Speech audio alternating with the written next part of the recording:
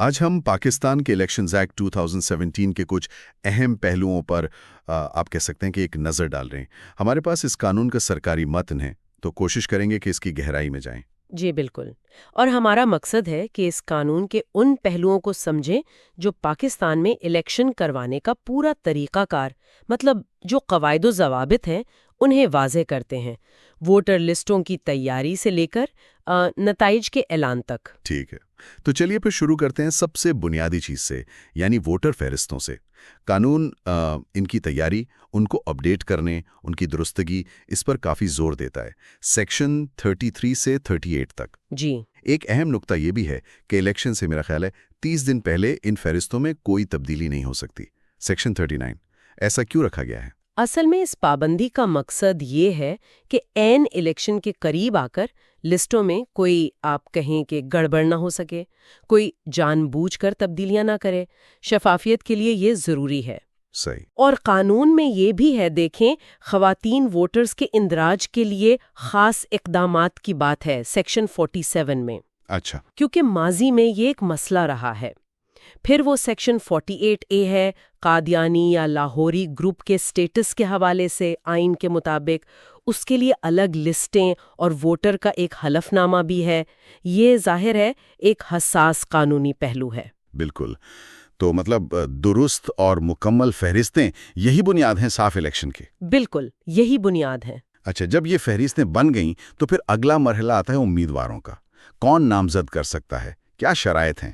Section 60 اس بارے میں ہے۔ جی، قانون کہتا ہے کہ حلقے کا کوئی بھی ووٹر جو خود رجسٹرڈ ہو، وہ کسی بھی اہل شخص کو امیدوار نامزد کر سکتا ہے۔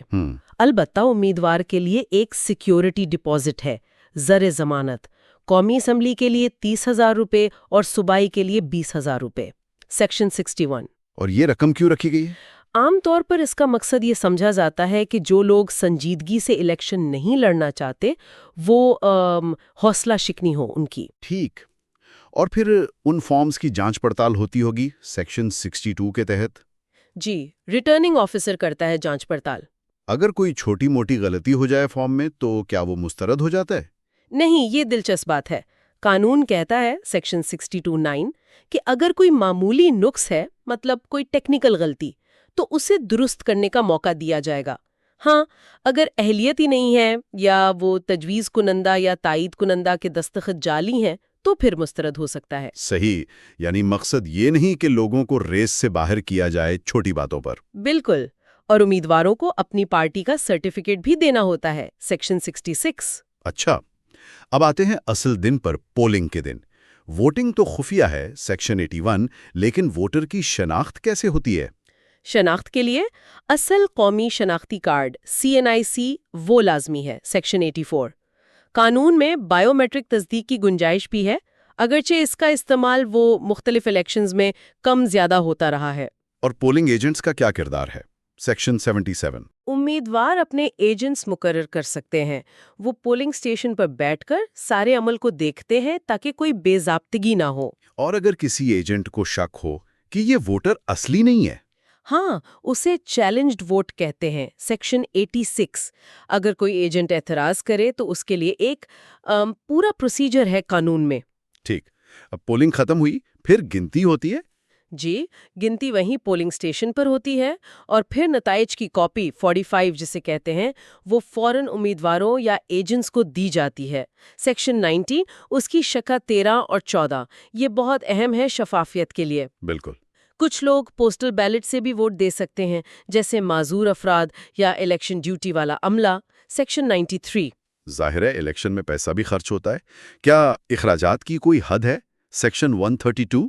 جی بالکل، قومی اسمبلی کے لیے 10 ملین روپے یعنی 1 کروڑ، صوبائی اسمبلی کے لیے 4 ملین 40 لاکھ اور سینٹ کے لیے 1.5 ملین 15 لاکھ روپے۔ یہ حد تو مقرر ہے، لیکن اس پر نظر کیسے رکھی جاتی ہے؟ اس کے لیے قانون کہتا ہے کہ امیدوار ایک خاص بینک اکاؤنٹ کھلوائے گا، سیکشن 133۔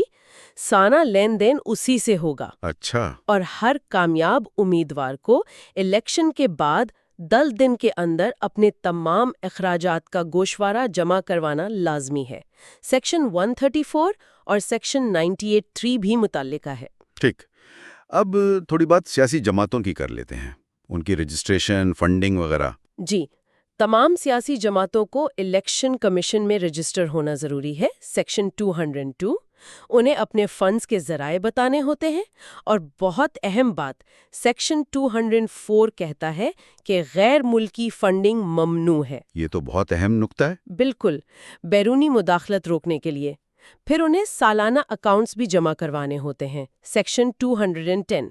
الیکشن کمیشن ہی انہیں نشان الاٹ کرتا ہے، سیکشن 215۔ اور اگر کوئی پارٹی خدا نہ خواستہ غیر ملکی فنڈنگ لے یا ملک کے خلاف کام کرے تو حکومت سیکشن 12 کے تحت سپریم کورٹ کے ذریعے اسے تحلیل کروانے کی کارروائی شروع کر سکتی ہے۔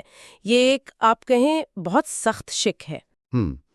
اچھا، الیکشن کے دوران ایک نگران حکومت بھی ہوتی ہے، سیکشن 230۔ ان کا کیا کام ہے؟ ان کا بنیادی کام ہے روزمرہ کے معاملات چلانا اور سب سے اہم الیکشن کمیشن کی مدد کرنا تاکہ صاف شفاف الیکشن ہو سکیں۔ کیا وہ بڑے فیصلے کر سکتے ہیں؟